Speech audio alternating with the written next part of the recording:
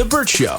Time to get buzzed on the hot goss from Hollywood with Abby. It's the Bert Show's Entertainment Buzz. Imagine having the best day of your career and the worst day of your life all in one day, because that's what happened to rapper Killer Mike. So he was nominated for 3 Grammys yesterday, and he swept them all. He got all the awards. He won Best Rap Album and Best Rap Song and Best Rap Performance for his single Scientists and Engineers. Hell yeah, rappers in STEM. And he accepted the awards, and then not long after, he was arrested by the Los Angeles Police Department. So thankfully, it wasn't for anything that happened at the Grammys.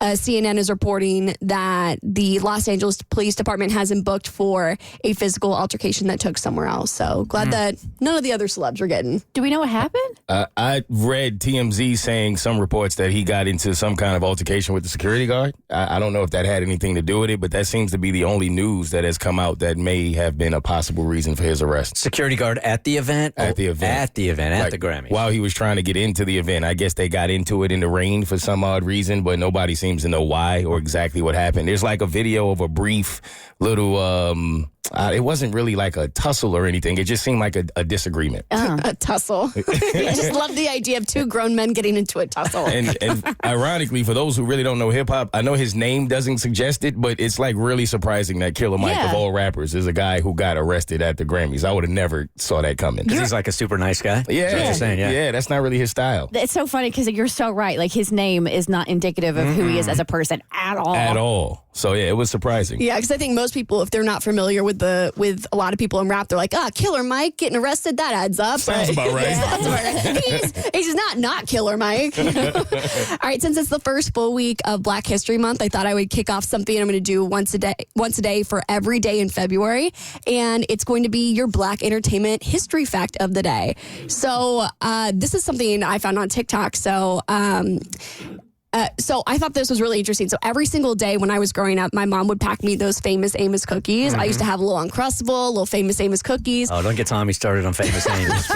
They're so good. We'll be here for a while. They're fire. That's his big spot. They need to restock in the break room, by the way. So the guy behind it is actually was the first Black talent agent of any of the major talent agencies and somehow got into the cookie business. So I'm talking about Wally Amos, who's best known now for Famous Amos. He opened the first chocolate chip cookie store in the world in 1975 after working for William Morris Endeavor, which, if you don't know, WME is like one of the biggest talent agencies in the world. He signed Simon and Garfunkel. He worked with the Supremes. He worked with Diana Ross, Marvin Gaye, and he would always bake cookies and bring them to the meetings. And then he was like, well, I should make a business out of this. So then he started Famous Amos in 1975, and that's how his cookie business got started. Then some other stuff happened, and he had to sell his shares, so he's not with Famous Amos anymore, but he does have another brand of cookies called the Cookie Kahunas now. So if you want to support your boy Famous Amos, you can look for your Cookie Kahunas anywhere.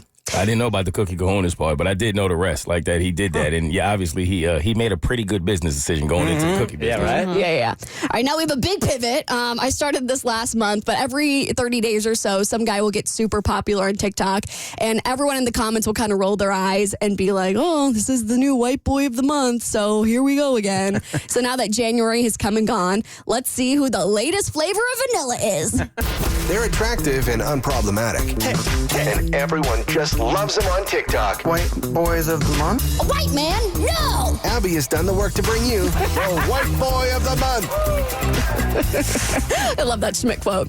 All right, so our nominees for White Boy of the Month. This month, we've got Joey from The Bachelor. Finally, The Bachelor hired a hot guy to be the lead. We've been in the trenches for a long time. This is our Bachelor, for those who can't see him holding up Joey. Viewing has been up 219% for The Bachelor, which is huge. It has completely doubled. People are loving him, because he's hot, but he's also very affectionate with the women. So people have been loving Joey from The Bachelor. So he is our first nominee. I love that you printed these out in color for us. I just wanted you guys to see. It was black and white was so bad last time you couldn't see it, and I wanted it to be in HD. This is the assignment she takes very, very seriously. Very, very seriously. Okay, second nominee, we got Travis Kelce, obviously because him and Taylor are just so cute, but also he broke Jerry Rice's reception record, which is huge. And, he looks really good doing it, too. So shout out to Travis Kelce.